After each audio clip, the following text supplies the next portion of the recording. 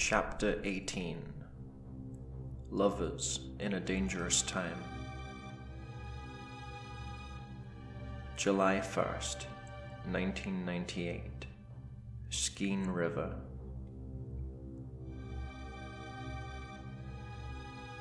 Sometime during that endless night, a dense sheath of fog rolled out of the river valley. It billowed past the brambles and seeped through the Auschwitz fence. It tumbled through the trees and at last passed below them, obscuring the rotting horrors that clambered at the bottom of her perch. Once the ground was covered, the fog began amplifying, steadily climbing the trees like the rising tide at Tillamook Bay. In a half hour, Trevor's mansion was swallowed up. Not long after that, Jer was claimed as well. For what felt like an eternity, she was alone in a grey netherworld, a featureless void of shadows and insane howling. At one point, she had heard a phantasm's mournful wail and the cutlery clink of rattling chains, as if Marley's ghost decided to pay a visit. The constant shaking of her roost and her inability to get a bearing of what was up and what was down was almost as upsetting as the creatures below. Almost. What were they? They looked like dogs, Rottweilers or Dobermans, but after being under assault for what felt like a week, it was obvious that something had happened to them. They were diseased, or rabid, or something. When a normal dog chased something up a tree, it would sit on its haunches and wait, or maybe bark. These things never stopped gnashing and snapping and snarling, climbing over themselves and throwing their putrescent bodies against the tree in a frenzied effort to tear her apart. After 16 hours, they were still down there, just as angry as the moment they had seen her. It took a night of hanging above them like some sort of withered fruit to decide that they would never leave. Their patience would soon be rewarded. It wouldn't take much longer before she dropped from exhaustion into their open mouths. She tilted her head to the parchment sky. The sun was a blob of light behind a paper mask, poking through the trees. The fog started to lift, and the upper windows of Trevor's mansion glowed like square supernovas. To her left, Jer's silhouette was a spectral shape in the mist. He was hunched on himself like an oversized rodent, likely mortared in place with fear. Laura looked away to the empty pill bottle. What luck she had decided to pack along her old pain meds, just in case. She smiled, pitched it to the ground, and muttered a quiet Mazel Tov as the plastic shattered. With tentative pressure, she pinched her lower lip between her teeth. After an unnaturally long delay, her nervous system responded and demanded she stop. Not ready yet, but close. She swung her head from the ground to the mansion, to the sun. Her balance was beginning to go off-kilter, and she knew that she would have to do it soon, otherwise she would be too stoned to move. She braced herself against the tree trunk and turned to Jer. The bright green of his Oregon University sweatshirt began to color his shadow, and she could see the faint smudge of a terror-white face. At the rate the fog was being burned off, she would be able to see him as she said her goodbye and her prayers. Prayers, yeah, that's not going to happen. As an olive branch to Jer's parents, they would occasionally attend synagogue. But while Jer seemed to truly believe in God and heaven, she simply went through the motions. Even in the face of death, a situation where so many others would cling to the saccharine comfort of their respective deities, her lack of faith had endured. Even on this tree branch, she remained convinced that there was no afterlife, no Gan Eden and Gehenna, or whatever Rabbi Barsky called heaven and hell. The only way she would live on was in the memories of others. She bit down on her lip and tasted copper. It was time. Joe. Her voice sounded like sandpaper. He didn't move. Joe. He turned to her, goggle-eyed and ghostly in the mist, a pipe-cleaner golem in a Christmas green sweater. Can you hear me? The world swam out of focus, and she needed to hug the tree trunk with both arms. Don't fall. Not yet. Jer nodded. His longish hair hung in his face, plastered flat by the humidity. What had happened to his hat, she wondered, and then laughed. Get a grip. Just a bit more. I'm going to run toward the mansion. I want you to get down to the river and get in the canoe. At first, the words didn't seem to be registering, but then his head slowly shook from side to side. His jaw hung slack, but he may have mouthed the word no. Jer, did you...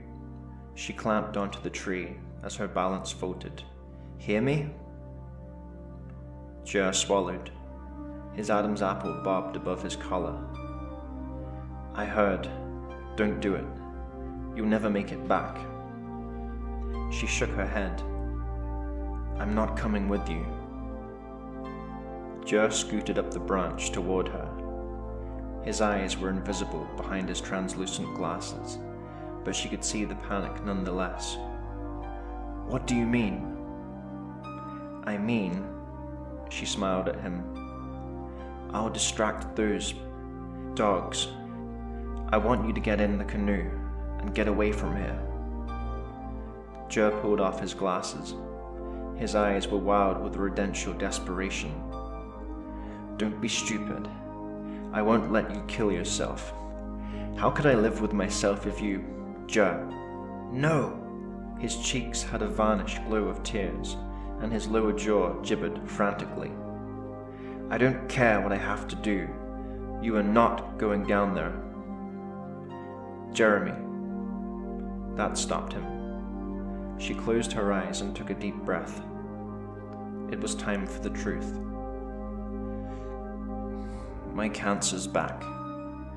Dr. Rensburg called me in for a consult last week. It's in my lungs now. They want to start me on chemo again, but the chances aren't good. They gave me 6 months to a year. I was going to tell you once we got home. Her therapist had gone over the stages of grief, and she had followed them, more or less, with the possible exception of bargaining. Bargaining was Jer's speciality. He seemed to genuinely believe in the Deus Ex Machina, that they would be spared from death because they read the Torah on Yom Kippur, recycled, and voted Democrat. There was no Deus Ex Machina. The very concept was infantile. If Jer was to be saved, it would be by her hand, and not some invisible man in the clouds. Laura. He was stretching out as if he meant to grab her from 15 feet away. I don't care. Please, stay with me. She shook her head and smiled again. It was difficult to say if it was the pills, or if at last she had completed the cycle of grief and stumbled upon acceptance.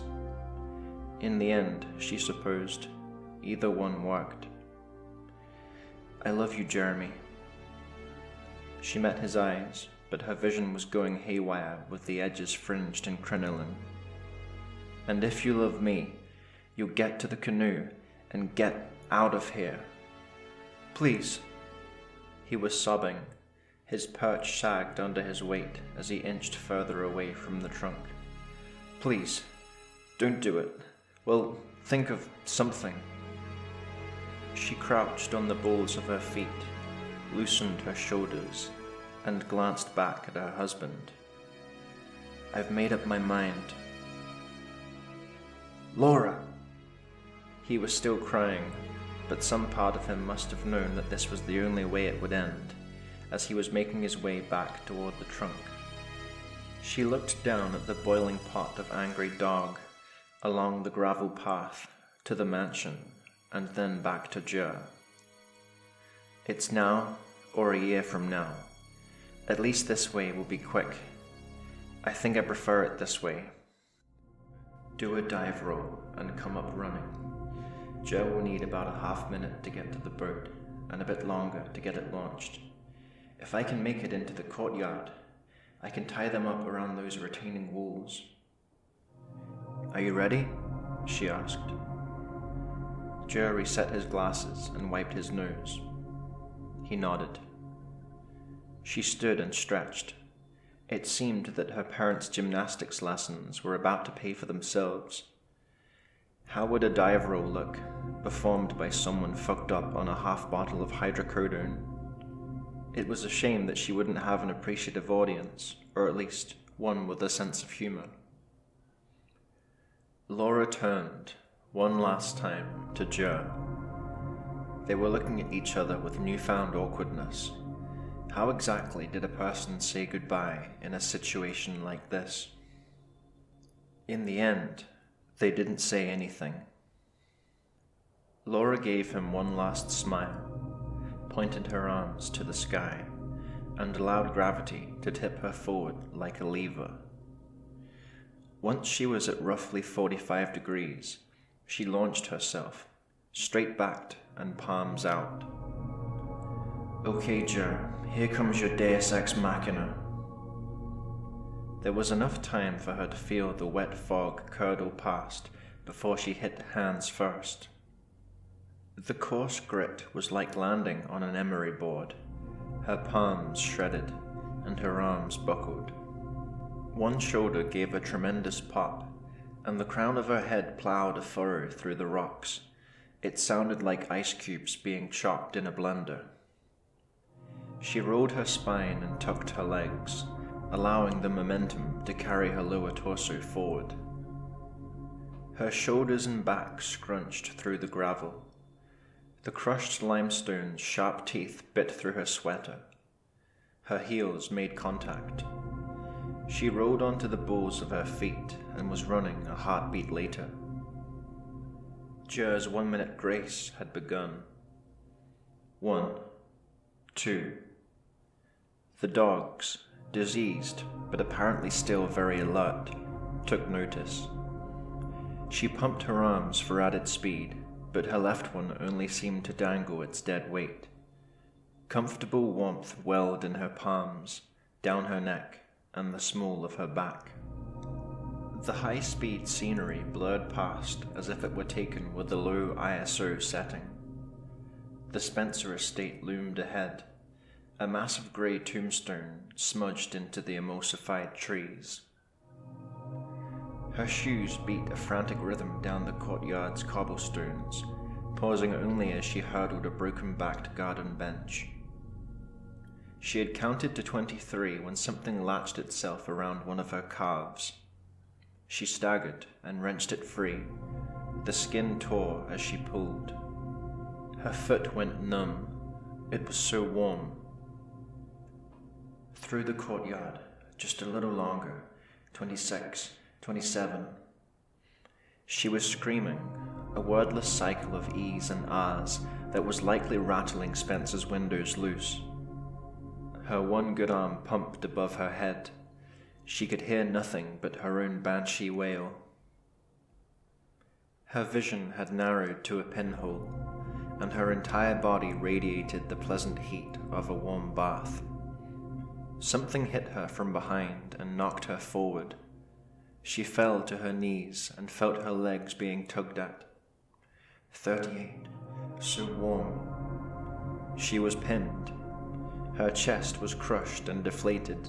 Her jackhammer heart ricocheted against her ribcage, and yet somehow she could still scream. 39. Dark shapes blurred past her worm's eye view. With her fading vision, she caught sight of one of the mansion's statues. A stone angel, its soot-black wings outstretched, its rusted iron sword pointed heavenward. Maybe she was wrong. Maybe there was some sort of afterlife. And maybe, just maybe, her last act on this world would be enough to get her steered toward the right direction. Just maybe.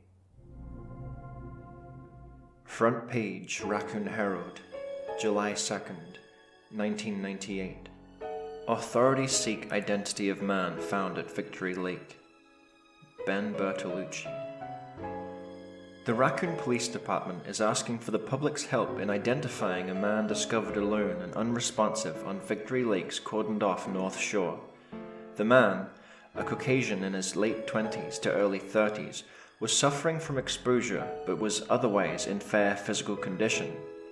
He has been taken to Raccoon General Hospital for testing and a psychological